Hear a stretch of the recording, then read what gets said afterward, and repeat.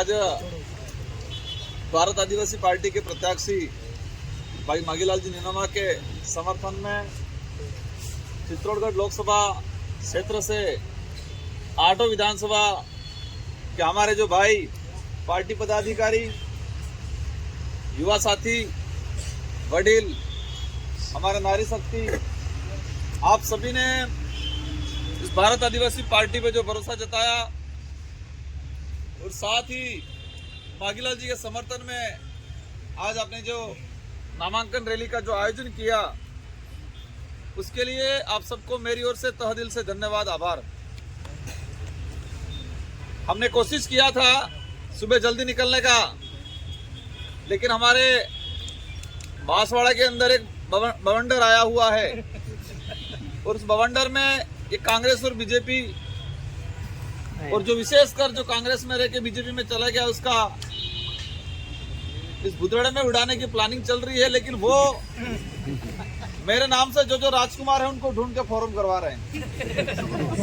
मेरे खिलाफ लाखों षड्यंत्र रचे जा रहे हैं। तो थोड़ा सुबह सुबह इसमें हम उलझ गए थे, इसलिए थोड़ा लेट हो गए। मैंने कहा लेट भले हो गया, रास्ते में आ गए थे। मैंने कहा मांगीलाल जी और प्रतापगढ़ और चित्तौड़ के साथी सब नाराज हो जाएंगे, क्योंकि रात को ही हमारा मैसेज चल गया था कि नामांकन रैली में पहुंचना है। लेकिन फिर भी भले हम लेट हुए, लेकिन आपने एक शानदार जो इस वो भी अपने बैलगाड़ी के ऊपर ये जो नामांकन भरा, ये पूरे चित्तौड़ संभाग के अंदर ही नहीं, पूरे उदयपुर संभाग, साथ ही पूरे राजस्थान में एक शानदार गया, एक पहचान बनी कि चित्तौड़ के साथी संसदीय क्षेत्र वाले एक बैलगाड़ी पे नामांकन भरने गए और बैलगाड़ी हमारी कौम से और जो खेतीबाड़ी करने वाला प्रत्येक कौम का व्यक्ति है उससे जुड़ा हुआ है। आज इस नामांकन रैली में शायद हमारे एससी समुदाय, माइनॉरिटी समुदाय के भाई भी आए हैं।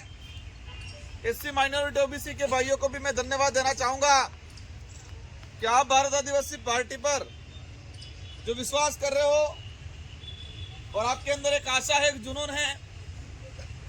अवश्य अपन सब मिलके ये जो पार्टी है, उस पार्टी को आने वाले समय में देश लेवल पे फैलाने का काम करेंगे।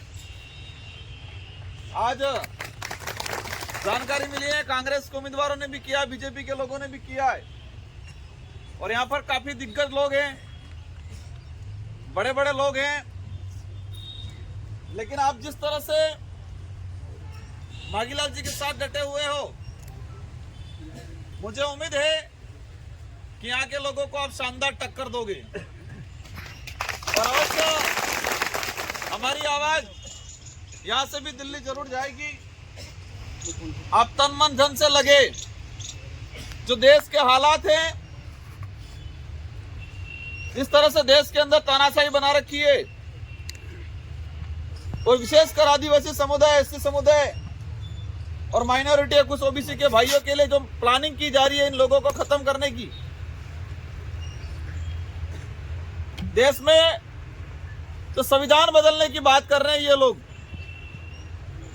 आज ये हमको अधिकार मिला है यहाँ पर आने का, अभिव्यक्ति देने का और नामांकन दाखिल करने का, वो संविधान की वजह से मिला है। अगर संविधान नहीं होता तो हम आज फॉर्म दाखिल नहीं कर पाते, हमको वो अधिकार नहीं मिलता। और यही बात भाजपा को खटक रही है। भाजपा को लगता है कि देश के अंदर आदिवासी समुदाय उभर रहा है, उसको कैसे खत्म किया जाए, और इसीलिए संविधान खत्म करने की बात करते हैं ये लोग। हमारे कई भाई दूसरे पार्टियों में जा रहे होंगे, कांग्रेस और बीजेपी में, उनको समझाना है कि पार्टी की वजह से हमारा वजूद नहीं है, हमारा वजूद संविधान या समाज की वजह से हमारा वजूद है। आज देश के अंदर आप देख रहे होंगे, जिस तरह से मणिपुर का मामला देखो, पूर्व में मध्य प्रदेश में भाजपा की सरकार थी, हमारे आदिवासी समुदाय के भाई के साथ जो हुआ, एक को रस्सी से घसीट के लेके गए, एक भाई के साथ इसके ऊपर पेशाब किया गया। ये शर्म की बात है। भाजपा का पदाधिकारी एक आदिवासी समाज के भाई के ऊपर पेशाब करता है और 2 दिन बाद उप मुख्यमंत्री के पास ला जाके बिठाते हैं और उसको कहते हैं कि मुख्यमंत्री कितना बढ़िया है, एक गरीब आदमी को ले गया। तुम पहले अपमानित करते हो, फिर सम्मान देने का ढोंग रचते हैं ये लोग। इसलिए इस बार इनको एहसास कराना है कि आदिवासी समुदाय, एससी समुदाय बेवकूफ नहीं है, समझदार है। आज राजस्थान के अंदर भी सरकार बनी भाजपा की और आपने देखा होगा एक वीडियो आया था।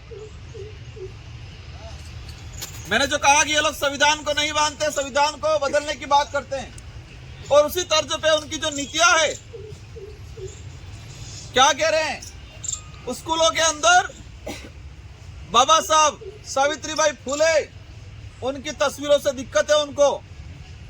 और यहाँ के जो मंत्री है, शिक्षा मंत्री, उसने सावित्रीबाई फुले की जो तस्वीर लगाने वाली शिक्षिका को उपयोग करके बीकानेर भेज दिया। जिस महिला ने देश के अंदर पहली शिक्षिका होने का गौरव प्राप्त किया था, जिसे हम सब शिक्षा की देवी के रूप में मानते हैं, इसके बाद कालीबाई कलासुआ को हम शिक्षा की देवी के रूप में मानते हैं, इनको फोटो लगाने से उनको दिक्कत है। संविधान निर्माता कहो भीमराव अम्बेडकर, संविधान निर्माण में मुख्य भूमिका निभाने वाले जयपाल सिंह मुंडा, इनकी तस्वीरों पे भाजपा के लोगों को दिक्कत है। तो हमें सिर्फ राजनीति की नहीं, हमको संविधान भी बचाना है, हमारे आने वाली पीढ़ी के लिए रक्षा भी करना है। इसलिए संविधान विरोधी जो लोग हैं, आदिवासी समाज विरोधी लोग हैं, इनको सबक सिखाना सख्त जरूरत है। आप सब समझदार हो, आप सब विवेकशील हो। हमें सोच समझ के, हमें आक्रोश में आके, हमें गुस्से में आके कहीं लड़ाई झगड़ा भी नहीं करना है। आजादी से पहले ही जरूर हो सकता था लड़ से, हथियार से, तीर कमान से जीते जाते थे। तीर कमान हमारी धरोहर है, हमारे समाज का एक शानदार साधन है। लेकिन अभी की लड़ाई कलम से लड़ी जाएगी, वोट से लड़ी जाएगी। किससे लड़ी जाएगी? कलम और वोट से। हमें सही समय पे सही सोच विचार के साथ सही वोट करने की सख्त जरूरत है। और मुझे उम्मीद है कि आप और आपके परिवार, आपके रिश्तेदार, गांव पड़ोस सब मिला के माघीलाल जी को भरपूर सहयोग करोगे और भारी बहुमत से उनको जिताने की भरपूर प्रयास करोगे और जिताओगे और दिल्ली भेजने का प्रयास करोगे। इन्हीं शब्दों के साथ आप सबको खूब खूब धन्यवाद। और जैसे शांतिपूर्वक तरीके से आए हैं, इसी तरह से आपको शांतिपूर्वक तरीके से वापस पहुंचना है। और जो जो विधानसभा से साथी कम आए हैं, आप उन विधानसभा के अंदर भी प्रयास करो और भारत आदिवासी पार्टी के समर्थन में आप लोग मदद करो। और भाजपा के लोगों को भी एहसास करा देना है कि ये देश संविधान से ही चलता है, ईडी से नहीं चलता है। ये देश संविधान से चलेगा, भाजपा की ईडी सीबीआई से नहीं चलेगा।